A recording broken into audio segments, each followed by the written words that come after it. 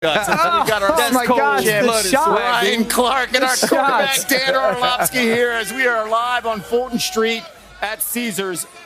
Specifically, when we talk about the Chiefs, it starts with Mahomes. But one addition that we saw this year specifically was Xavier Worthy, the rookie out of Texas. He brings the speed, and he's coming off the best game of his NFL career. When you look at him and what he brings to the offense, what kind of problems does he pose for the Eagles' defense? Quickness right now, getting open. And that's the thing. Not only the addition, but the growth and development throughout this season. Remember, Rashee Rice gets injured. What are we going to do if we're Kansas City? And he's kind of the guy that has filled that void. And we all thought he would be the throw the ball downfield, vertical threat. He's just not that person for them right now. Yeah. He is filling the Rashee Rice void, and that is get the ball into his hands. They get into these stacks and bunches. So receiver up top, and then Worthy's at the bottom of your screen behind that receiver. One, you can't get hands on him at the line of scrimmage. And then two, he allows the release of that inside receiver to free him up. That's the beautiful part. Patrick can realize, oh, you guys are in man coverage. As long as Juju widens and Worthy widens with them, I don't care who you are. If you don't play this perfectly on defense, Worthy's going to get open, and then there's that touchdown. So the ways that they use him to make sure that you get that separation quickly, and then Patrick gets him the ball with that premier ball placement, that equals that yards after the catch. How they do that against that Eagles secondary, the Eagles zone, be huge. But also, too, it was great how they reimagined who they believed he was when they drafted him. When the long ball wasn't there, when he wasn't taking the top off of the defense, they didn't give up on Xavier Worthy. They just found different ways to put the football in his hands. I always like him, the Kadarius Toney, when you talk about the speed. And Toney had that touchdown, just one catch in Super Bowl 57, and it cost the Eagles defense the punt return speed, right? Oh, yeah. The flexibility that he has. All right, let's go to the other side specifically. Saquon Barkley is going to be highly discussed, and clearly he is the number one target to stop if you're this Chiefs defense. But the Eagles, they love the idea of man-to-man if you're trying to stop Saquon Barkley. The Chiefs also on defense like to go man-to-man. So when you see Jalen Hurts' success man-to-man as a secondary guy in that Chiefs defense, how do you attack that man-to-man? Well, also, too, now, the first part of it is when you go man-to-man against Jalen Hurts, it will open up run lanes when you have your back turned to a quarterback that's as mobile as he is. But the other piece of it is, can A.J. Brown win against Trent McDuffie? We saw how great Trent played when he was one-on-one with Nico Collins in the divisional round of the playoffs. And if you could continue to finish in the pocket the way that they did, now Jalen has to go to his second and to his third option. And can Devontae Smith beat a guy like Jalen Watson? Can he beat Kamari Connor? And how do you use Dallas Goedert in the RPO game to get some easy throws for Jalen Hurts? The best you see him is when he's decisive early and they plan and scheme things to get the football out of his hands. We know that Steve Spagnuolo shows all these coverages, and as a quarterback, you get to line of scrimmage, and you're like, what are they in and where are they all going to go? I think a simplified thought process for Jalen Hurts is, where's Trent McDuffie not? I'll throw anywhere but where 22 is, because he's the one guy in their secondary, at least corner and nickel-wise, that you think he's a lockdown and you guy. want to see, does Kellen ramp up the motion, the bunches, and the stacks, and using A.J. Brown and have him involved in some I love that. To your point, Kellen Moore, and by the way, Moore called his best game against the Commanders, getting Dallas Goedert involved. All right, listen, L, we've got something special for you, because we do let Dan cook every single week with this guy. And Dan last night had a dinner. How would you describe that dinner last night, Dan? I don't.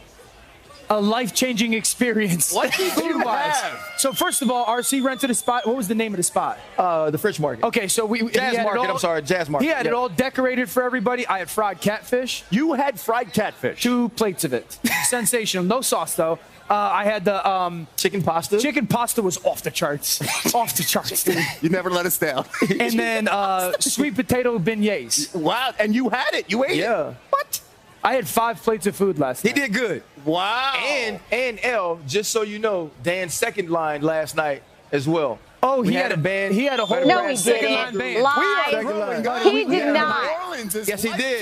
He had Fifth Ward Weeby Sunday and everything. With an umbrella. You had an umbrella. Because he had catfish in him. That's why. That's why I was going to say, wait. So he's second lining and he's eating seasoning. He's trying to get a hood pass. Well done. All right. He's trying to get a hood pass. One day. I want to get invited to the barbecue. It's a cookout, man. Hey, we got Marcus Spears and Lewis Riddick coming your way. It's a cookout. Fangio. That Eagles defensive front has been unlocked by Fangio this postseason. They're led by second-year defensive tackle Jalen Carter. Look at this. Look at the numbers. Jalen Carter has been double-teamed 279 times on his pass rushes this season, including the playoffs, over 30 times more than the next closest player. Chiefs defensive tackle Chris Jones sits fourth on this list. Both guys will have big impacts on Sunday as we are live from Fulton Street at Caesars in beautiful New Orleans. Countdown to Super Bowl 59, SportsCenter on the road. And joining me now is Lewis Riddick as well as Marcus Spears. And Spears, as a big man and the defensive guy, help me understand Fangio utilizing Jalen Carter with his strengths and how effective he's been with this defensive front. Lou, I'm about to dive in. Oh, let's do it. Your boy going in. First of all, Jalen Carter has a talent. Obviously has a chance to be the premier three technique in this league. I love how this young D-line plays together and in unison. You see here, the guy that gets the double team becomes the spy on the quarterback.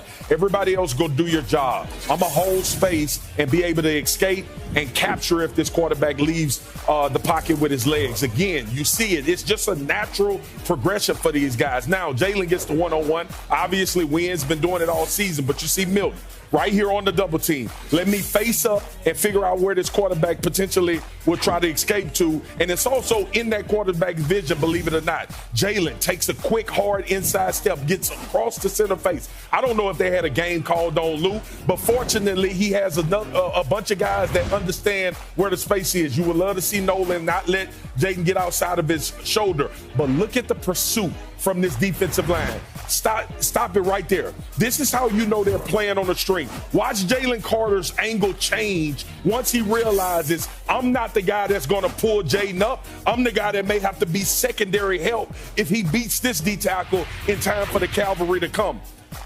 Everyone knows, especially me playing on the D-line for 9 years in the NFL, this unit is very, very similar to help side defense. When you're not just getting home, there has to be one guy to sacrifice a rush in order to make sure you have constant contain.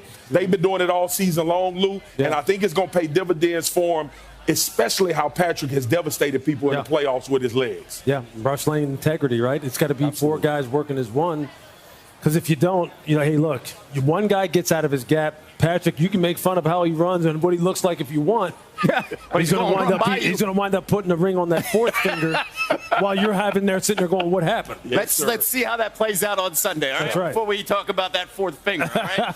But there is some good news here. If you're following the Eagles injury report, Jalen Carter, full participant in practice. He's been dealing with an illness all week long. Devontae Smith, though, hamstring limited in practice. We'll keep an eye on that storyline over the next 48 to 72 hours. Absolutely. Okay, another huge storyline is Saquon Barkley. Yep. And Steve Spagnuolo, a phenomenal defensive coordinator, will be in, if there's an Assistants Hall of Fame, he would be there year one. No doubt. Okay, how does Spags now try to not stop Saquon, contain Saquon here because he is the offense, especially on that first and second down? Well, let's put it this way. I'm not going to talk about just loading the box with 8 and 9-man fronts because that's too simplistic, all right? It's not just about that. It's about how the guys in the front seven